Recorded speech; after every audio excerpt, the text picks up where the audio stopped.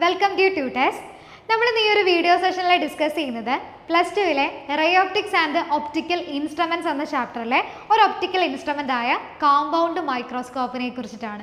എന്താണ് ഈ compound microscope എന്ന് പറയുന്നത്? നമുക്കെല്ലാം അറിയാം, നമ്മുടെ ബയോളജി ലാബുകളിലൊക്കെ ഉള്ളതാണല്ലേ. നമ്മൾ സെൽസൊക്കെ മാഗ്നിഫൈ ചെയ്ത് കാണാൻ വേണ്ടിയിട്ട് ഉപയോഗിക്കുന്ന നമ്മുടെ ലാബുകളിൽ കാണുന്ന മൈക്രോസ്കോപ്പാണ് ഇത് നമ്മുടെ കോമ്പൗണ്ട് മൈക്രോസ്കോപ്പ് എന്ന് പറയുന്നത്. അപ്പോൾ എന്തായിരിക്കും? ഒബ്ജക്റ്റിനെ നന്നായിട്ട് മാഗ്നിഫൈ ചെയ്തിട്ട് കാണാൻ വേണ്ടിയാണ് നമ്മൾ ഈ കോമ്പൗണ്ട് മൈക്രോസ്കോപ്പ് ഉപയോഗിക്കുന്നത്. അപ്പോൾ നമ്മുടെ എക്സാമുകൾക്ക് ചോദിക്കുന്ന ഒരു ചോദ്യമാണ് എന്ത്?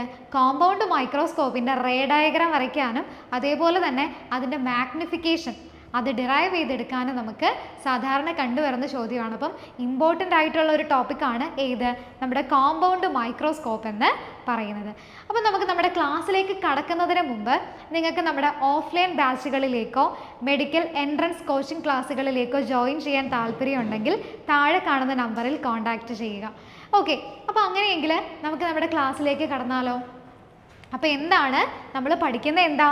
കോമ്പൗണ്ട് മൈക്രോസ്കോപ്പിനെ കുറിച്ചിട്ടാണല്ലേ. നമുക്കറിയാം സിമ്പിൾ മൈക്രോസ്കോപ്പ് നമുക്കറിയാവുന്ന കാര്യം എന്തായിരുന്നു? അവിടെ നമുക്ക് ഒരു കോൺവെക്സ് ലെൻസേ ഉണ്ടായിരുന്നുള്ളൂ അല്ലേ. പക്ഷേ നമ്മൾ കോമ്പൗണ്ട് മൈക്രോസ്കോപ്പിലേക്ക് വരുമ്പോൾ എന്താ? നമുക്കിവിടെ രണ്ട് കോൺവെക്സ് ലെൻസാണ് നമ്മൾ പഠിക്കുന്നത്. ഒന്നെന്താ? നമ്മുടെ കണ്ണിനടുത്ത് വെച്ച് നമ്മൾ നോക്കുന്ന നമ്മുടെ ഐ പീസിൽ അവിടെ ഒരു കോൺവെക്സ് ലെൻസ് ഉണ്ട്. പിന്നെന്താ? നമ്മുടെ ഒബ്ജക്റ്റ് വെക്കുന്ന സ്ഥലമില്ലേ, അവിടെ എന്താണ്? അവിടെ ഒരു ഒബ്ജക്റ്റീവ് ലെൻസും നമുക്ക് ഉണ്ട്. അപ്പോൾ അങ്ങനെ രണ്ട് കോൺവെക്സ് ലെൻസുകളാണ് നമ്മുടെ കോമ്പൗണ്ട് മൈക്രോസ്കോപ്പിൽ നമുക്ക് വരുന്നത്. സിമ്പിൾ മൈക്രോസ്കോപ്പിൽ എന്തായിരുന്നു?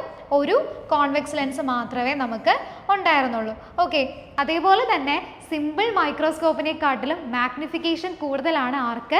നമ്മുടെ ഈ കോമ്പൗണ്ട് മൈക്രോസ്കോപ്പിന്. ഓക്കെ, അപ്പം നമുക്ക് സ്റ്റാർട്ട് ചെയ്താലോ? നോക്കിക്കേ, ഇങ്ങനെയാണ് നമ്മുടെ കോമ്പൗണ്ട് മൈക്രോസ്കോപ്പിലെ റേ ഡയഗ്രാം വരുന്നത്. നോക്കിക്കേ, ഇതാണ് നമ്മുടെ കോമ്പൗണ്ട് മൈക്രോസ്കോപ്പിൻ്റെ റേ ഡയഗ്രാം. നമ്മുടെ എക്സാമിന് ചോദിക്കുന്നത് ഇങ്ങനെയായിരിക്കും.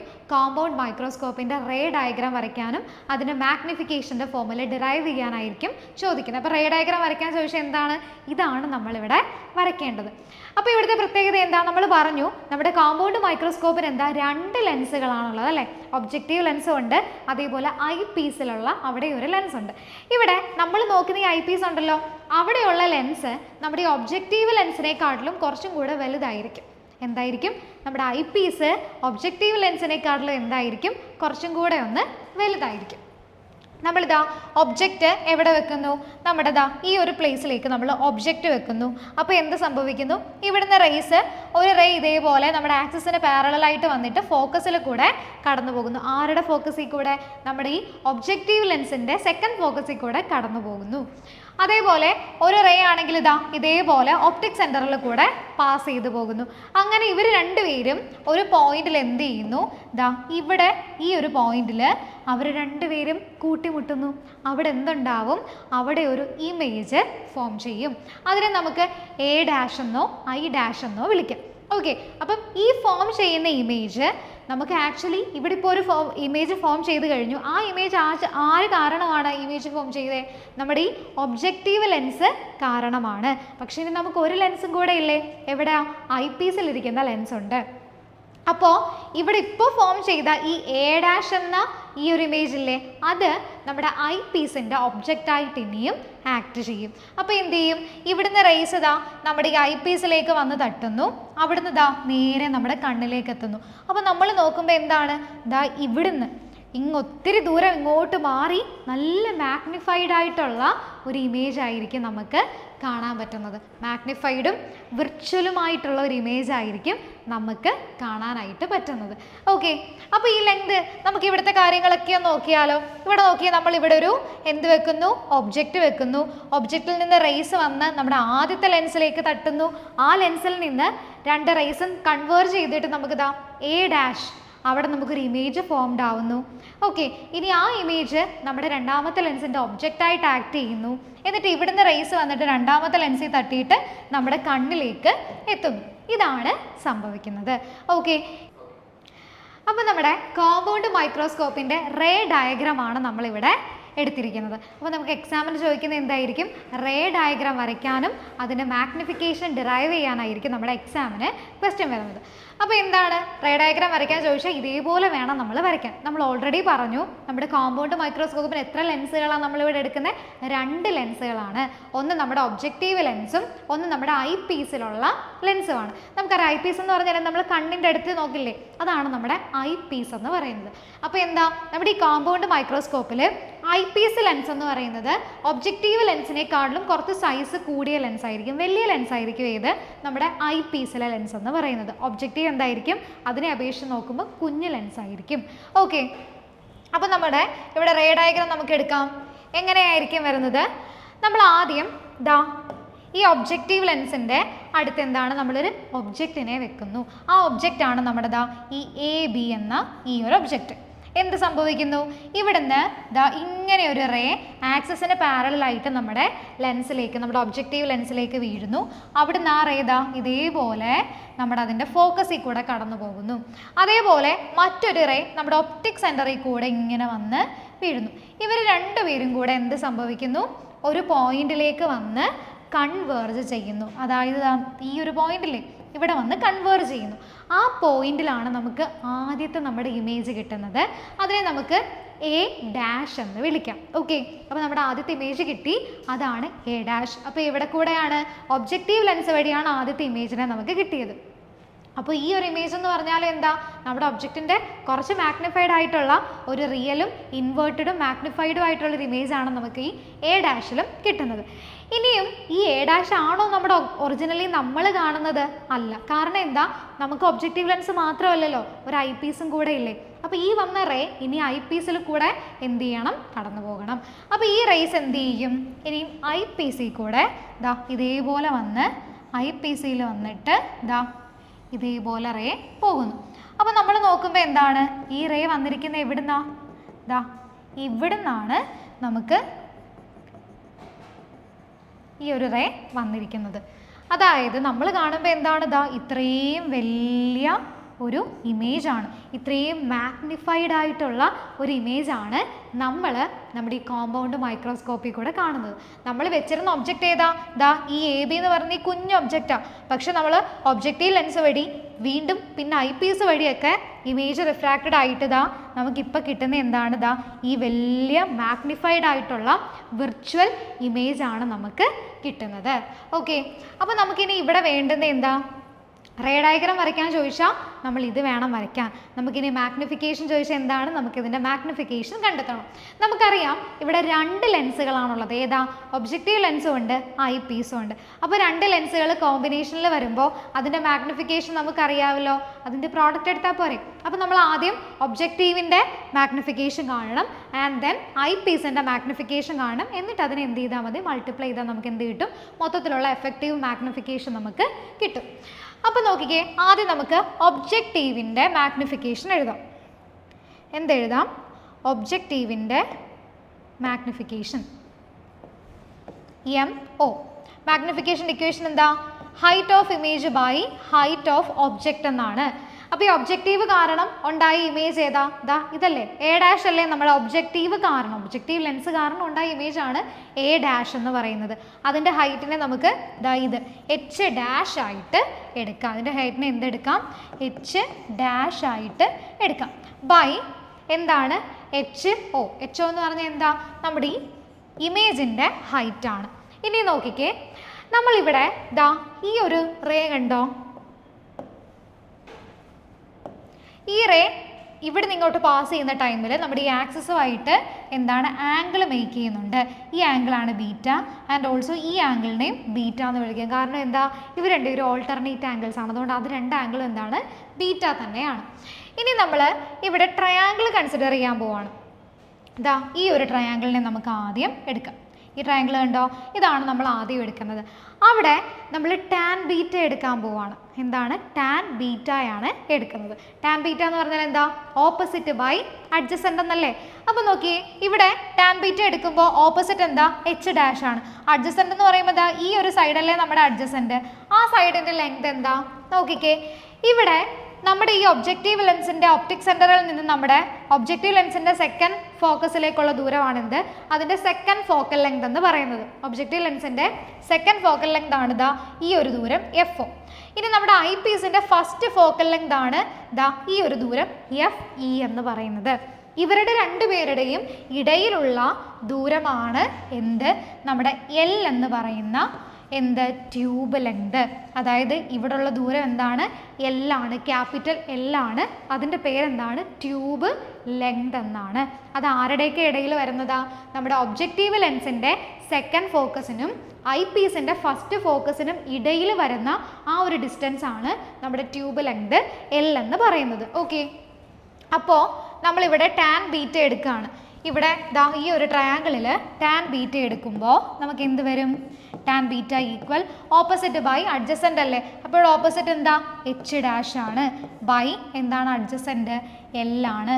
ഇവിടെ നമുക്ക് H' എടുത്താൽ എന്ത് കിട്ടും, H' is equal to tan beta L.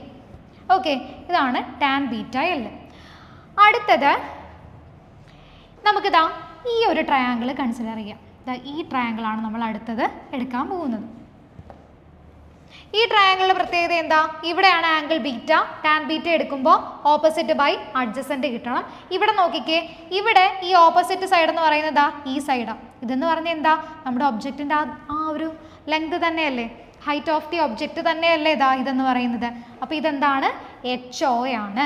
ഇനി എന്താ, ഈ സൈഡാണ് നമ്മുടെ അഡ്ജസൻ്റ് സൈഡ്. അതെന്ന് പറഞ്ഞാൽ എന്താ, ഒപ്റ്റിക് സെൻറ്ററിൽ നിന്ന് നമ്മുടെ സെക്കൻഡ് ഫോക്കസ്, ഒബ്ജക്റ്റീവിൻ്റെ സെക്കൻഡ് ഫോക്കസ് വരെയുള്ള ദൂരമാണ്. അതായത് FO ആണ് ഈ ഒരു ദൂരം എന്ന് പറയുന്നത്. എങ്കിലും നമ്മൾ അവിടുത്തെ ടാൻ ബീറ്റ എടുക്കുമ്പോൾ എന്ത് വരും, tan beta equal HO by FO എന്ന് വരും. ഇവിടുന്ന് HO നമ്മൾ കണ്ടുപിടിക്കുമ്പോൾ എന്ത് വരും, ടാൻ ബീറ്റ FO.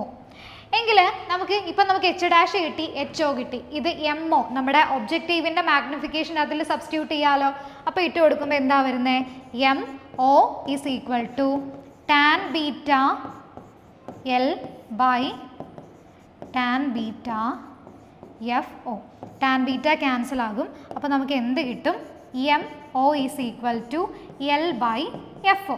അതായത് നമ്മുടെ ആരുടെയാണ്, നമ്മുടെ ഈ ഒബ്ജക്റ്റീവ് ലെൻസിൻ്റെ മാഗ്നിഫിക്കേഷൻ ആണെന്ത്, L ബൈ FO എന്ന് പറയുന്നത്. പക്ഷെ നമുക്കിവിടെ ഒബ്ജക്റ്റീവ് ലെൻസ് മാത്രമേ ഉള്ളൂ, അല്ല, നമുക്ക് ആരും കൂടെ ഉണ്ട്, ഐ പീസും കൂടെ ഉണ്ട്. അപ്പോൾ നമ്മൾ എന്ത് ചെയ്യണം, ഐ പീസിൻ്റെ മാഗ്നിഫിക്കേഷനും കൂടെ ഫൈൻഡ് ഔട്ട് ചെയ്യണം.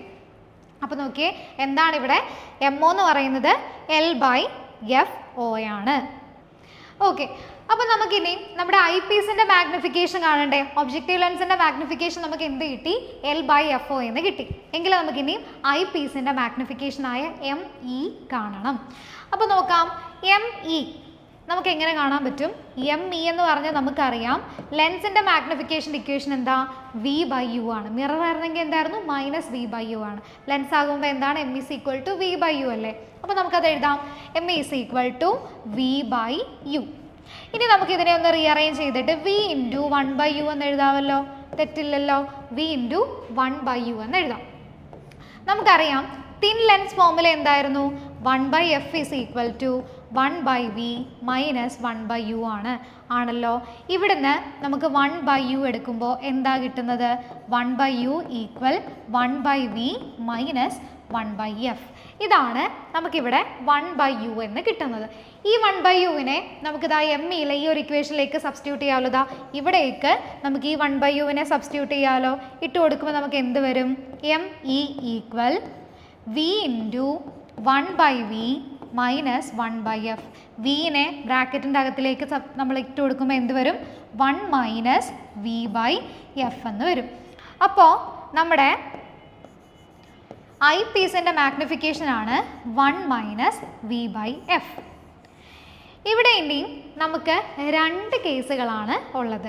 ഏതൊക്കെയാണ് രണ്ട് കേസുകൾ, നമ്മുടെ ഇമേജ് ഇപ്പോൾ ഫോം ചെയ്തിരിക്കുന്നത് നമ്മുടെ നിയർ പോയിന്റിലാവാം അല്ലെങ്കിൽ ഇൻഫിനിറ്റിയിലാകാം. അങ്ങനെ രണ്ട് കേസുകളാണ് നമ്മളിവിടെ എടുക്കുന്നത്. എന്താണ്, ഇമേജ് ഫോം ചെയ്തിരിക്കുന്നത് ഒന്നെങ്കിൽ നിയർ പോയിന്റിലോ അല്ലെങ്കിൽ ഇൻഫിനിറ്റിയിലോ. അപ്പോൾ നിയർ പോയിന്റ് എന്ന് പറഞ്ഞാൽ എന്താ, നമുക്കൊരു വസ്തുവിനെ നമുക്ക് ഏറ്റവും ക്ലിയർ ആയിട്ട് കാണാൻ പറ്റാൻ വേണ്ടി നമ്മൾ ഏത് ഡിസ്റ്റൻസിലാണോ പിടിക്കുന്നത് ആ ഡിസ്റ്റൻസ് ആണെന്ത്, നമ്മുടെ നിയർ പോയിന്റ് എന്ന് പറയുന്നത്. അപ്പോൾ എന്താണ്, ഒരു വസ്തുവിനെ ക്ലിയർലി നമുക്ക് കാണാൻ വേണ്ടി എത്ര ദൂരത്ത് മാറ്റിയിട്ടാണോ നമ്മൾ പിടിക്കുന്നത് അതാണ് എന്ത് നമ്മുടെ നിയർ പോയിന്റ്. അത് ഏകദേശം എത്രയായിരിക്കും? ഒരു 25 സെൻറ്റിമീറ്റർ ഒക്കെ ആയിരിക്കും. അപ്പോൾ നോക്കിക്കേ, നമുക്ക് ആദ്യം image at near point, image near പോയിന്റിലാണ് വന്നതെന്ന് വിചാരിക്കുക. അപ്പോൾ ഇവിടെ എം ഇയുടെ ഇക്വേഷൻ എന്താ? എം ഇ എന്ന് പറയുന്നത് 1 - v/f അല്ലേ? എങ്കിൽ നമുക്ക് നോക്കാം. Image at near point, near പോയിന്റിലാണ് ഇമേജ് വരുന്നതെങ്കിൽ എങ്ങനെ വരും ഇക്വേഷൻ? ആദ്യത്തെ കേസാണ് image at near point. Near പോയിന്റിനെ നമ്മൾ ക്യാപിറ്റൽ ഡി വെച്ചിട്ടാണ് പറയുന്നത് കേട്ടോ. ഓക്കെ, അപ്പോൾ ഇത് നോക്കിക്കേ, ഇവിടെ ഇമേജ് നിയർ പോയിന്റിലാണെങ്കിൽ വി നമുക്ക് എങ്ങനെ എഴുതാം? -d എന്നല്ലേ എഴുതുന്നത്. അതായത് ഇവിടാണ് നിയർ പോയിന്റ് എന്ന് പറയുമ്പോൾ നമ്മൾ എങ്ങനെയാണ് മെഷർ ചെയ്യുന്നത്? ഓപ്റ്റിക് സെൻറ്ററിൽ നിന്ന് ലെഫ്റ്റിലേക്കാണ് മെഷർ ചെയ്യുന്നത്. അപ്പോൾ എന്തായിരിക്കും? നെഗറ്റീവ് സൈൻ ആയിരിക്കും വരുന്നത്. അപ്പോൾ v = -d ആണ്. അങ്ങനെ വരുമ്പോൾ നമ്മുടെ ഈ ഐ പീസിൻ്റെ മാഗ്നിഫിക്കേഷൻ എങ്ങനെ എഴുതും? 1 - -d എന്ന് പറഞ്ഞാൽ എന്താ? 1 + d/f. ഇതാണ് നമ്മുടെ എന്തിൻ്റെ മാഗ്നിഫിക്കേഷൻ? ഐ പീസിൻ്റെ മാഗ്നിഫിക്കേഷൻ. എപ്പോൾ? ഇമേജ് നമ്മുടെ നിയർ പോയിന്റിൽ വരുമ്പോൾ ഉള്ള ഐ പീസിൻ്റെ മാഗ്നിഫിക്കേഷനാണ് ഇത്. എങ്കിൽ നമ്മുടെ ഇമേജ് എവിടെയാണ്? നിയർ പോയിന്റിൽ വരുമ്പോഴുള്ള മൊത്തത്തിലുള്ള എഫക്റ്റീവ് മാഗ്നിഫിക്കേഷൻ നമുക്ക് എങ്ങനെ എഴുതാം? m = mo × me എന്നാണ് ഫോർമുല. അപ്പോൾ എങ്ങനെ വരും? mo എന്ന് പറഞ്ഞാൽ എന്താണ്? L/fo ആണ്. me എന്ന് പറഞ്ഞാൽ എന്താണ്? 1 + d/f ആണ്.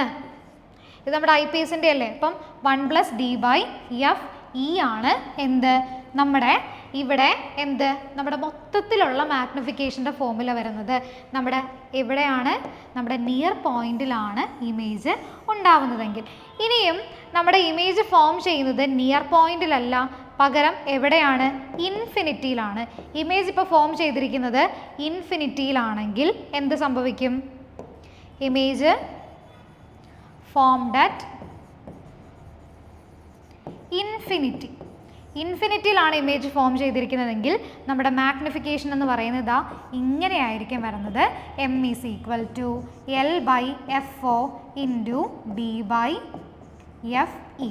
ഇതായിരിക്കും നമ്മുടെ മാഗ്നിഫിക്കേഷൻ്റെ ഫോർമുല എപ്പോൾ ഇമേജ് ഫോംഡ് അറ്റ് ഇൻഫിനിറ്റി. അപ്പോൾ നമ്മൾ എന്തൊക്കെയാണ് ഇവിടെ എഴുതിയത്? ആദ്യം നമ്മൾ റേ ഡയഗ്രാം വരച്ചു, അതിനുശേഷം ഒബ്ജക്റ്റീവിൻ്റെ മാഗ്നിഫിക്കേഷൻ കണ്ടുപിടിച്ചു, ദെൻ ഐ പീസിൻ്റെ മാഗ്നിഫിക്കേഷൻ കണ്ടുപിടിച്ചു. എന്നിട്ട് എന്താ? രണ്ടുപേരെയും ഇൻറ്റു ചെയ്തിട്ട് ക്ലബ് ചെയ്തിട്ട് നമ്മൾ എഴുതി. അപ്പോൾ നമുക്ക് കിട്ടുന്നതാണ് ടോട്ടൽ മാഗ്നിഫിക്കേഷൻ എന്ന് പറയുന്നത്. അവിടെ നമ്മൾ രണ്ട് കേസസ് എടുത്തു. ഇമേജ് നിയർ പോയിന്റിലുണ്ടാവാം, ഇമേജ് അതേപോലെ ഇൻഫിനിറ്റിയിലുണ്ടാവാം. ഇമേജ് നിയർ പോയിന്റിലാണെങ്കിൽ എന്താ വരുന്നത്? L/fo × 1 + d/fe. ഇനി ഇമേജ് ഇൻഫിനിറ്റിയിലാണെങ്കിൽ എന്തായിരിക്കും? L/fo × d/fe ആയിരിക്കും. അപ്പോൾ ഇത്രയുമാണ് നമ്മൾ ഇന്നത്തെ ഈ ഒരു സെഷനിൽ ഡിസ്കസ് ചെയ്തു. നമ്മൾ എന്താ ഇവിടെ ഡിസ്കസ് ചെയ്തേ? നമ്മുടെ കോമ്പൗണ്ട് മൈക്രോസ്കോപ്പിൻ്റെ റേ ഡയഗ്രവും അതേപോലെ തന്നെ അതിൻ്റെ മാഗ്നിഫിക്കേഷനുമാണ് നമ്മൾ ഈ ഒരു ക്ലാസ്സിൽ ഡിസ്കസ് ചെയ്തത്.